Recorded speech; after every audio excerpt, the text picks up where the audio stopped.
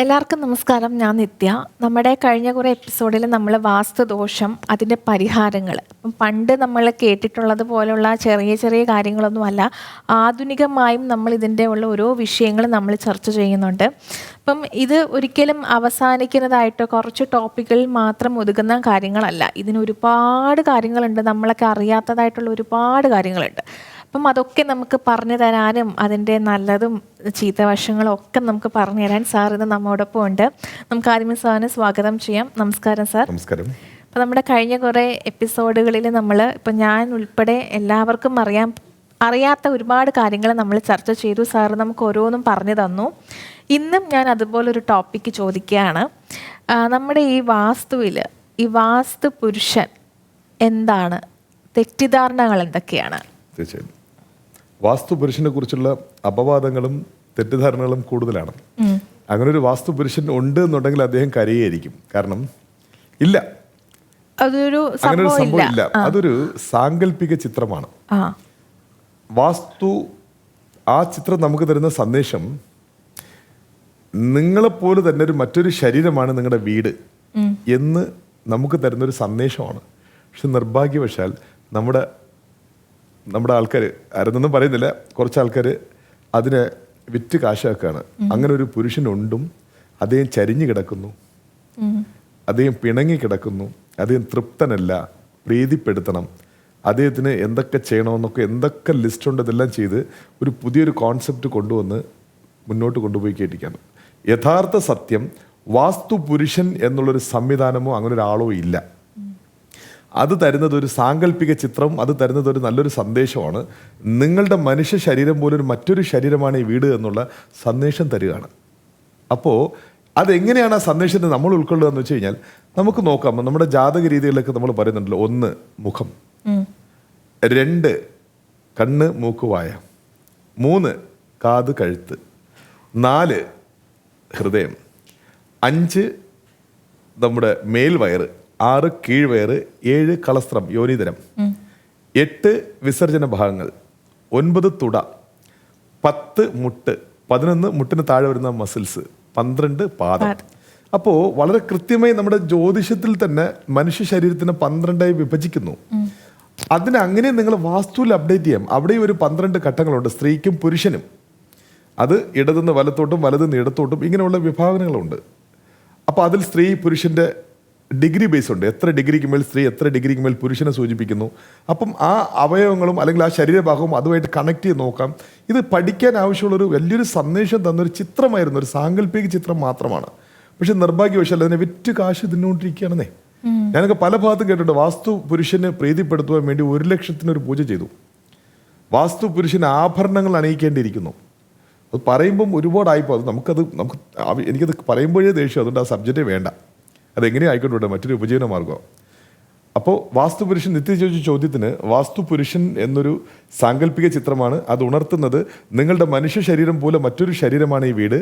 ഈ വീടിനെയും വളരെ കൃത്യമായി നിങ്ങൾ ഡിഗ്രി ബേസിൽ പരിശോധിച്ച് ചെയ്യുക. നിങ്ങളുടെ ശരീരം വേദനിച്ചാൽ നിങ്ങൾ എങ്ങനെ റിയാക്ട് ചെയ്യും, അതേപോലെ വീടെന്നുള്ള ശരീരം വേദനിച്ചാൽ ആ വീടും റിയാക്ട് ചെയ്യും. അതാണ് വാസ്തു ദോഷത്തിലൂടെ നമ്മൾ അനുഭവിക്കുന്ന ബുദ്ധിമുട്ടുകൾ. സിമ്പിൾ. അടുത്തൊരു ചോദ്യം, നമ്മളിപ്പം സാറ് നമ്മുടെ ഇതിലെല്ലാം പറഞ്ഞിട്ടുണ്ട്, വടക്ക് കിഴക്കാണ് സൂര്യപ്രകാശം രാവിലെ വരുന്നതെന്ന്. അപ്പം നമ്മുടെ ഓപ്പോസിറ്റ് ഒരു ബിൽഡിങ് വന്നാൽ ഇത് വരില്ല, എന്തായിരിക്കും ഒരു പരിഹാരം? വടക്ക് കിഴക്ക് സൂര്യ വെളിച്ചം വന്നില്ല എന്നുണ്ടെങ്കിൽ അതിന് പരിഹാരമില്ല. കാരണം നമ്മൾക്ക് വേണ്ടി നിത്യകാരകൻ അല്ലെങ്കിൽ ദിനകരൻ, ഇത്രയും വാക്കുപാലിക്കുന്ന മറ്റൊരു വലിയൊരു സത്യം ഈ പ്രപഞ്ചത്തിലില്ല. സൂര്യനെ പോലും വാക്കുപാലിക്കുന്ന മറ്റൊരു വിശ്വാസമോ അല്ലെങ്കിൽ അതൊരു യാഥാർത്ഥ്യമോ ഈ പ്രപഞ്ചത്തിൽ മറ്റൊന്നുമില്ല. എല്ലാ ദിവസവും വളരെ കൃത്യമായി വന്ന് നമ്മളെ ഉണർത്തുകയും നമ്മൾ ഉറക്കുകയും ചെയ്യുന്ന ഒരു മഹാപ്രതിഭാസമാണ് ഈ സൂര്യനും സൂര്യവെളിച്ചവും. അപ്പോൾ അത് തന്നെയാണ് വാസ്തുവും. സൂര്യ വെളിച്ചത്തിലൂടെയാണ് വാസ്തു. സോ സൂര്യ വെളിച്ചം കടന്നു വരുന്നില്ല എന്നുണ്ടെങ്കിൽ അവിടെ നിങ്ങൾ വാസ്തു പ്രതീക്ഷിക്കേണ്ട. നമ്മുടെ എൻ്റെ മറ്റു സഹകൂട്ടുകാരികൾ പറയും പോലെ, വ്യക്തിവാദികളായിരുന്നാലും നമ്മളെന്തോ അന്ധമായി വന്ന് മറ്റൊന്നിനെ വിശ്വസിക്കുന്നത്, ഞാൻ കുറച്ച് കാറ്റഗറി എന്നോടൊപ്പം സഞ്ചരിക്കുന്നു, അവർ പറയും പോലെ ഇതൊക്കെ മണ്ടത്തരമാണെന്ന് പറഞ്ഞ് നിങ്ങൾ വിശ്വാസത്തോടെ ജീവിക്കുക. വാസ്തു എന്നുള്ള സബ്ജക്റ്റ് വരുമ്പോൾ വടക്ക് കിഴക്കുന്ന് കമ്പൾസറി സൂര്യപ്രകാശം വീട്ടിനുള്ളിലോട്ട് എത്തണം.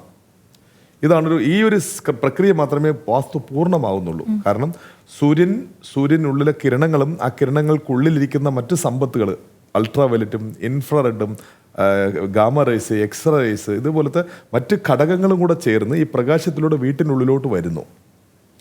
ആ പ്രകാശവും വീട്ടിൻ്റെ അന്തരീക്ഷവുമായൊരു കെമിസ്ട്രി, അതിൽ ഉത്ഭവിക്കുന്ന പോസിറ്റീവ് എനർജി, ആ എനർജി സ്വീകരിച്ചുകൊണ്ട് നമ്മുടെ ജീവിതത്തിൽ നമ്മുടെ മനുഷ്യ ശരീരവും മനസ്സും ചിന്തകളും മറ്റെല്ലാം എവറി ഡേ ഇങ്ങനെ പൂത്തൊലയുകയാണ്. കാരണം രാവിലെ പ്രവേശിച്ച് ഈ ടാങ്ക് ഫുള്ളാവുന്നു, വൈകുന്നേരം ആകുമ്പോഴത്തേക്കും അത് മെല്ലെ മെല്ലെ മെല്ലെ അത് കുറയുന്നു. അൾട്രാ വയലറ്റിൻ്റെ സാന്നിധ്യം കൂടുമ്പോഴത്തേക്കും ഇൻഫ്രാറെഡ് കുറയും. തിരിച്ചും അത് കുറഞ്ഞ് ഏകദേശം ആകുമ്പോഴത്തേക്കും പിറ്റേ ദിവസം രാവിലെ തിരിച്ചും ദിനകരകൻ വരുന്നു, സൂര്യൻ വരുന്നു, വന്ന് തൻ്റെ സ്നേഹസമ്മതമായ നമ്മളെ എല്ലാവരെയും കാണുന്നു, നമുക്ക് ആവശ്യമുള്ള എനർജി തരുന്നു, തിരിച്ചും പോകുന്നു. സൂര്യൻ അവിടെ തന്നെ ഉണ്ട്, നമ്മൾ ഭൂമി കറങ്ങിപ്പോൾ ഏറ്റുവാങ്ങുന്നതാണ്. സോ ഒരു വാക്കുകൾ പറയുമ്പോൾ അങ്ങനെ സൂര്യൻ വരുന്നു തരുന്നു എന്ന് പറയുന്നേ ഉള്ളൂ കേട്ടോ. അപ്പം എല്ലാ ദിവസവും വടക്ക് കിഴക്കൂടെ സമർത്ഥമായി സൂര്യ വെളിച്ചത്തിന് അകത്തോട്ട് കൊണ്ടുവരിക എന്നുള്ളതാണ് എൻ്റെ മൂലക്കരുത്ത്. അപ്പോൾ വടക്ക് കിഴക്കിൽ ചെമ്പരില്ലാത്ത സ്ഥലത്ത് എന്ത് ചെയ്യാമെന്നുള്ള ചോദ്യവും കൂടെ പ്രശസ്തിയാണ്. കാരണം അപ്പാർട്ട്മെൻറ്റ് മറ്റൊരാളുടെ വടക്ക് കിഴക്കിൽ ഇദ്ദേഹത്തിൻ്റെ ചുമരാണ്, സ്നേഹമതിൽ പോലത്തെ ഒരു ചുമരാണ്, ഒന്നും ചെയ്യാൻ പറ്റത്തില്ല. അപ്പം ഉച്ചഭാഗങ്ങൾ തരുന്നുണ്ട് 4 ദിക്കിലും. ആ ഉച്ചഭാഗങ്ങളിലൂടെ എങ്കിലും പോക്കുവരത്ത് ചെയ്യുക, സൂര്യപ്രകാശത്തിന് അകത്തോട്ട് കൊണ്ടുവരിക. കാരണം പ്രകാശം ഇങ്ങനെ മാത്രമല്ല, റെഡ് ആംഗിൾ ഇതിലും നമ്മുടെ ഹൊറൈസോണിലും സഞ്ചരിക്കുന്നുണ്ട്, മനസ്സിലായില്ലേ? അപ്പോൾ ഏതെങ്കിലും ഉച്ചഭാഗങ്ങൾ തിരഞ്ഞെടുത്തുകൊണ്ട് ആ ഉച്ചഭാഗങ്ങളുടെ പ്രകാശം കൊണ്ടുവരിക, അതൊരു നിർബന്ധമുള്ള കാര്യമാണ്. 1. 2, വടക്ക് കിഴക്ക് സൂര്യപ്രകാശം വരാത്ത രീതിയിൽ വീട് വളരെ ക്ലോസ് ആയി അടഞ്ഞു നിൽക്കുന്നു എന്നുണ്ടെങ്കിൽ ആ വീട്ടിൻ്റെ പുരുഷന്മാർക്കോ അല്ലെങ്കിൽ മറ്റ് മൂവ്മെൻറ്റ്സോ വളരെ താമസിക്കും. ഭയം അവരെ കൂടുതൽ എന്ത് ചെയ്യും, അവരെ കൂടുതൽ ക്രമീകരിക്കും. ഭയം കൊണ്ട് അവർക്ക് ഒന്നും ചെയ്യില്ല. പക്ഷെ കാഴ്ചയിൽ ഒരു ഭയങ്കര ധൈര്യസമ്പന്നനായ ആളും അല്ലെങ്കിൽ അയാൾ വലിയൊരു ദൃഢനായ ഒരാളാണെന്ന് കാഴ്ചയ്ക്ക് തോന്നുമെങ്കിലും അദ്ദേഹത്തിനോട് പേഴ്സണലായിട്ട് പോയി ചോദിക്കുമ്പോൾ ഭയം കൊണ്ട് അയാളുടെ ജീവിതത്തിൻ്റെ ഒരുപാട് ഓപ്പർച്യൂണിറ്റി അയാൾ നശിപ്പിച്ചുകൊണ്ടിരിക്കുകയാണ്. എന്ത് ചെയ്യണം ഏത് ചെയ്യണം എന്നുള്ളൊരു ഭയത്തോട് ജീവിക്കുന്ന ആൾക്കാരായിരിക്കാം ആ വീട്ടിനുള്ളിൽ, കിഴക്കില്ലാത്ത വീട്ടിൽ. വടക്ക് കിഴക്കിലൂടെ ഒട്ടും കാറ്റോ വെളിച്ചമോ വരാത്തൊരു സാഹചര്യത്തിൽ തീർച്ചയായിട്ടും അദ്ദേഹത്തിൻ്റെ മനസ്സ് ലോഡായിരിക്കും, ഭയവും എപ്പോഴും ഒരുമാതിരി സ്ട്രെസ്സായിരിക്കും. കാരണം പൂർണ്ണമായും അടഞ്ഞിരിക്കുന്ന വീട്ടിൽ ഇത് ഉണ്ടാവുന്നു. കാരണം വടക്കാണ് നരമ്പ്, ബുധനാണ് നരമ്പ്. അപ്പോൾ വടക്കും ബുധനുള്ള കണക്ഷൻ മനസ്സിലായില്ല, നമ്മുടെ വെയിൻ, അതിന് ബുധനെ എന്നുള്ള ഗ്രഹമായിട്ട് നമ്മൾ സങ്കല്പിക്കുന്നു. ആ ബുധനാണ് വടക്ക്. അപ്പോൾ വടക്കാണ് മുകൾ. അവിടെ ഒരു ഭാരം വരുമ്പോഴത്തേക്കും അത് അമുങ്ങുന്നു. അപ്പോൾ സ്വാഭാവികമായിട്ട് നമ്മുടെ കൈ ഇങ്ങനെ കുറച്ച് അമുക്കി വെക്കുമ്പോൾ നമ്മുടെ നരമ്പുകൾ പ്രശ്നം നമുക്ക് എന്താവുന്നു, അതേപോലെ ഒരു ഫീലിംഗ് ആ വീട്ടിനുള്ളിലുണ്ടാവും. അതെങ്ങനെ മനസ്സിലാക്കുക വെച്ചാൽ നമ്മുടെ ചിന്തകളും നമ്മുടെ പ്രവൃത്തികളും നമ്മുടെ ശാരീരികമായിട്ടുള്ള ആ ഒരു ബുദ്ധിമുട്ടിൽ നിന്ന് നമുക്കത് മനസ്സിലാക്കാം. ഇത് വാസ്തുവിൻ്റെ സൂക്ഷ്മമായ സബ്ജക്റ്റുകളാണ്. അപ്പോൾ അതൊരു ക്ലാസ്സിലൊക്കെ നമ്മൾ പറയുന്നതാണ്. എല്ലാവരും ഈ വീഡിയോയിലൊക്കെ കേൾക്കുന്നവർ എത്രത്തോളം അത് മനസ്സിലാക്കുമെന്ന് എനിക്കറിയത്തില്ല. പക്ഷെ സത്യം എന്നുള്ളത് നരമ്പുകളെല്ലാം ബുധൻ്റെ ദിക്ക് വടക്കാണ്. ബുധൻ്റെ ദിക്ക് എന്നല്ല, ബുധൻ എന്ന് വെച്ചാൽ വടക്കാണ്. വടക്കെന്ന് വെച്ചാൽ മഹാമായ, അമ്മ, സ്ത്രീ, ചന്ദ്രൻ, ഇതെല്ലാം വടക്കിന് ചേർന്ന കാര്യങ്ങളാണ്. അപ്പോൾ നമ്മൾ വാസ്തു ആ വീട് പരിശോധിച്ച് ഇത്തരം കാര്യങ്ങൾ ഉൾക്കൊണ്ടുകൊണ്ടാണ് ആ വീട്ടിനകത്ത് ഞാൻ സംസാരിക്കുന്നത്, മനസ്സിലായില്ലേ? അല്ലാതെ എടുത്ത ഉടനെ വടക്ക് കിഴക്ക് ഇല്ല, ഇനി അവർക്ക് മെമ്മറി ലോസ് ഒന്നും പറയാൻ പറ്റില്ല, അല്ലെങ്കിൽ അവർക്ക് ധൈര്യമില്ലെന്നൊന്നും പറയാൻ പറ്റില്ല. മറ്റും സൂക്ഷ്മമായ ഭാഗങ്ങളെ പരിശോധിച്ചു കൊണ്ടായിരിക്കണം ഇത് പറഞ്ഞത്. ഒരു മാധ്യമത്തിലൊരു ചോദ്യം എന്നെണ്ണം ഞാൻ ഇങ്ങനെ സിമ്പിളായിട്ട് ഉത്തരം പറഞ്ഞതേ ഉള്ളൂ. ഇത് മാത്രമല്ല, ഇനിയും കുറച്ചുകൂടെ ഹെവി സബ്ജക്റ്റുകൾ ഈ വടക്കിനെ കുറിച്ച് പറയാനുണ്ട്. ഇപ്പം സാർ, നമ്മുടെ കഴിഞ്ഞ എപ്പിസോഡുകളിൽ സാറ് പറഞ്ഞു ഇപ്പോൾ വാസ്തു ദോഷമുണ്ടെങ്കിൽ ചില അമ്പലങ്ങളിൽ പോയി നമുക്കത് പരിഹരിച്ച് മാറ്റാമെന്ന്. അപ്പം നമ്മൾ എന്തെങ്കിലും ദോഷം ഉണ്ടെങ്കിലോ നമ്മൾ എന്തെങ്കിലും നല്ലത് ചെയ്യാൻ നമ്മൾ അന്നദാനം ചെയ്യാറുണ്ട്.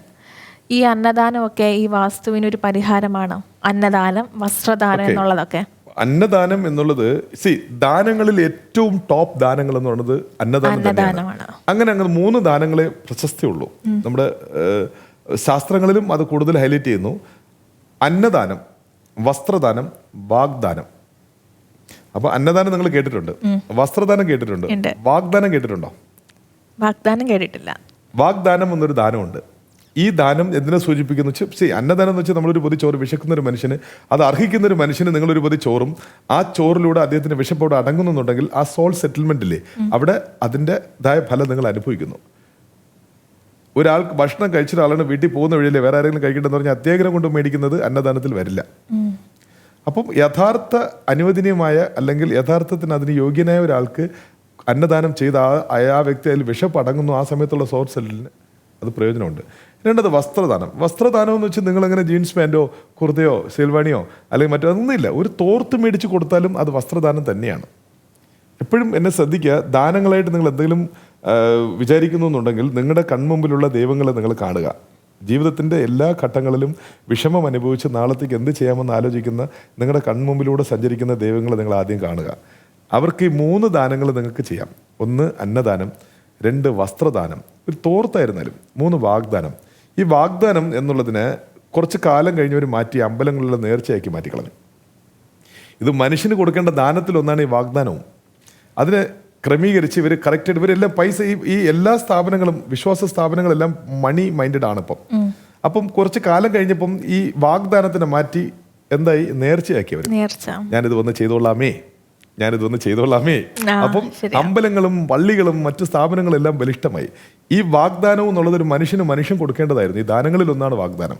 അപ്പോൾ ഒരു മനുഷ്യനെ കണ്ട്, സഹോദര, നിങ്ങൾക്ക് മറ്റൊന്നും ചിന്തിക്കേണ്ട, നിങ്ങൾ പോകൂ, ഞാനുണ്ട് നിങ്ങളോടൊപ്പം, അല്ലെങ്കിൽ ഞാനത് ചെയ്യാം, ഞാനുണ്ട്, നീ പേടിക്കണ്ട എന്ന് പറയുന്നൊരു വാഗ്ദാനം, അതിലൂടെ അത് ചെയ്യുമ്പോൾ അത് നിറവേറുന്നു. മനസ്സിലായില്ലേ? അപ്പോൾ ഈ 3 ദാനങ്ങളും മനുഷ്യർക്ക് ഉപയോഗിക്കാനുള്ളതാണ്. ഈ 3 ദാനങ്ങളും ദൈവം ചെയ്ത് നിങ്ങളുടെ കണ്ണു മുമ്പിലുള്ള ദൈവങ്ങൾക്ക് ചെയ്യും. അതിന് അർഹരായ നിങ്ങളുടെ ഒരു ദിവസം നിങ്ങളൊരു പുറത്തു പോയി തിരിച്ചു വരുമ്പോഴത്തേന് ഇത്തരം ദൈവങ്ങളുടെ നിങ്ങളുടെ ചുറ്റുപാടിൽ ഒരുപാടുണ്ട്. ആ ദൈവങ്ങളെ നിങ്ങൾ കാണുക, അവർക്കത് ചെയ്യുക. അതിൻ്റെ ഫലം 100% കൂടുതലേ ഉള്ളൂ, ഒരിക്കലും കുറയത്തില്ല. അതിലങ്ങനെ 3 ദാനങ്ങളുണ്ട്. പക്ഷെ അതൊരിക്കലും വാസ്തു രീതികളിൽ അതിൻ്റെ പരിഹാരമായി എനിക്ക് ഉപയോഗിക്കാൻ പറ്റില്ല. അതൊരു വേറൊരു ഓളജിയാണത് വാസ്തു. ഇതൊരു മാനുഷിക ധർമ്മമാണ് ഞാനീ പറഞ്ഞത്. ഇത് സമർത്ഥമായി നിങ്ങൾക്ക് ചെയ്യാം. പക്ഷെ വാസ്തു രീതിയിലുള്ള പരിഹാരത്തിനേക്കാൾ കൂടുതൽ വാസ്തു രീതികളിൽ ആ കൺസ്ട്രക്ഷൻ നിങ്ങൾ ഡെവലപ്പ് ചെയ്യുന്നതാണ് നിങ്ങൾക്ക് ആ വാസ്തു പരിഹാരം. മനസ്സിലായി? അപ്പം ഇന്നത്തെ നമ്മുടെ എപ്പിസോഡ് ഇവിടെ നമ്മൾ അവസാനിപ്പിക്കുകയാണ്. അപ്പം നമ്മൾ ഇന്ന് ഒരുപാട് നല്ല നല്ല വിഷയങ്ങളാണ് സംസാരിച്ചത്. അപ്പം നിങ്ങൾക്കും ഇതുപോലെയുള്ള സംശയങ്ങളോ ചോദ്യങ്ങളോ ഉണ്ടെങ്കിൽ സാറിനെ ഡയറക്റ്റായിട്ട് കോൺടാക്ട് ചെയ്യാം. സാറിൻ്റെ കോൺടാക്ട് ഡീറ്റെയിൽസ് എല്ലാം നമ്മൾ വീഡിയോയുടെ താഴെ തന്നെ കൊടുത്തിട്ടുണ്ട്. അപ്പോൾ മറ്റൊരു മനോഹരമായ എപ്പിസോഡുമായി വീണ്ടും കാണാം. നന്ദി.